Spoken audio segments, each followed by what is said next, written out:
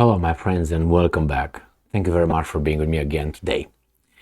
Don't ever believe the United States of America when they tell you that they're for each country's freedom, sovereignty, independence, democracy, and all that. Now, actions speak louder than words. What happens? You know that the United States of America has military personnel and weapons, military bases right now in Syria. Syria is a free, independent, sovereign country. That's according to the United Nations. It's not according to Tom Jones or Michael Jackson. Okay? Now, Russia is over there because it was invited by the legitimate government of Assad. I think the Iran had some contingents over there, and then Assad said, "You gotta go," and they left. According to the Israelis, they still have Iranian troops over there, but that's a reason so they can be bombed at will. But hey, the Americans are over there, the Brits are over there, the Turks are over there in Syria. Why? Why is the United Nations not saying anything about it and declare that's occupation and then you are in violation of whatever charter, United Nations, blah, blah, blah? What happens now? The United States is located in the northeast part of Syria, taking care of the oil in the meantime, protecting it from the Syrian people. And it seems like it's going to organize an army called Army of Free Syria.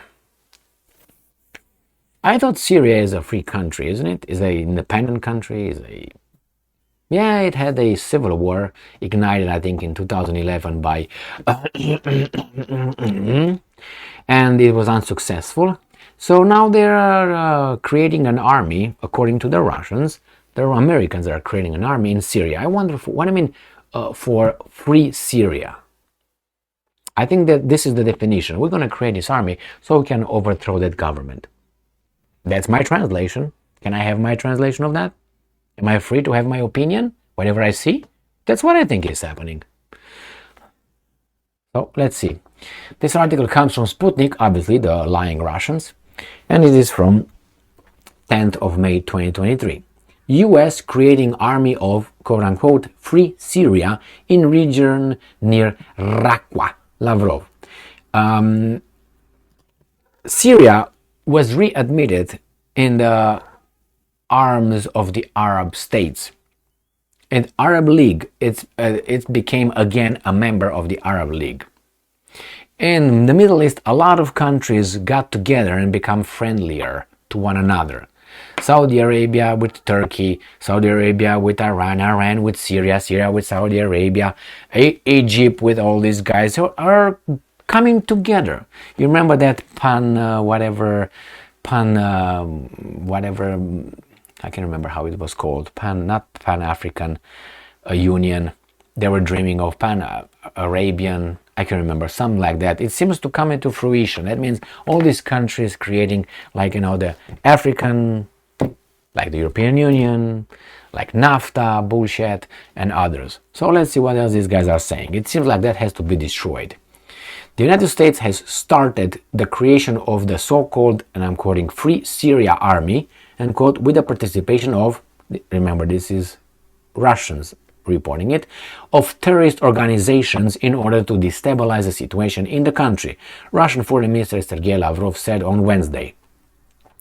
Destabilization, I think so. If the Americans go, I think the country could be stabilized, but hey, what do I know?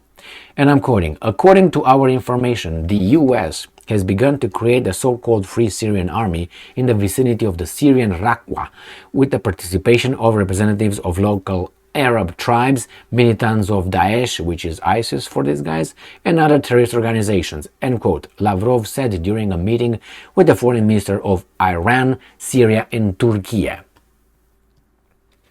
The US wants to use these fighters against the legitimate authorities of the Syrian Arab Republic, which it is, to destabilize the situation in the country, the minister added. He said that US should stop undermining peace in the region and respect the will of the people of the Middle East. US backs jihadist groups since the outbreak of conflict in 2011. Currently, US Army illegally controls all rich territories of Syria. This is not propaganda here. This is reality. You can't go around that. Now, Syria, Turkey reapproachment. Commenting on the Turkish-Syria normalization process, top diplomats stress it has a positive impact on the situation in the region and the Middle East as a whole. So that's a fantastic thing. And as I said, these guys come back with the Arab League, which is fantastic again. Now in Turkey, it's the election. That's a different story. So if it's true, and I don't see... First, is it possible? 100%. Is it probable? I give it 70% probability. I don't have any evidence, but history and the fact that the Americans are still there. Why are they still there?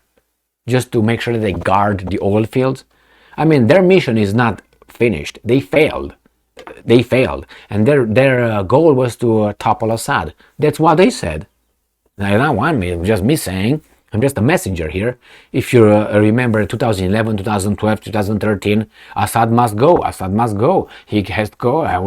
We don't recognize. They don't even recognize Assad. And Great Britain, there's two countries that came publicly and said, diplomatically, not Gigi and Mikey, in a bar. No, they came and said, we oppose, like anybody cares about what they oppose in this case, the readmission of Syria into the Arab League. Can you imagine? It's like the Chinese would say, we oppose, Chicago changing the mayor, which is a piece of anyway. You know what I mean? What the hell are you talking about?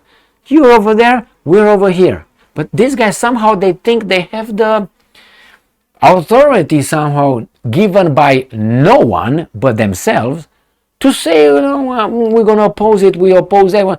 Well, you can say we don't like it, but on the other hand, we don't give up what you like or not. But you know that when these guys say we don't like that or we oppose it, that's going to turn into action. And action is not good. Blackmail, threats, actually the other way. Threats, blackmail, regime change, and invasion. They're almost there. They're invaded already. Now they get things together to do what? Continue what they started in 2011? You gotta be an ostrich with a freaking head in the sand not to see these things progressing towards that. It's an unfinished business over there. There's gonna be a second front, I think, for the Russians, because the Russians fought the ISIS over there. They say, the Americans, we fought them. Yeah, you fought. All you did is just helping those tribes kill Sadat and get the oil. We killed those. Yes. Okay. The heavy lifting was done by others.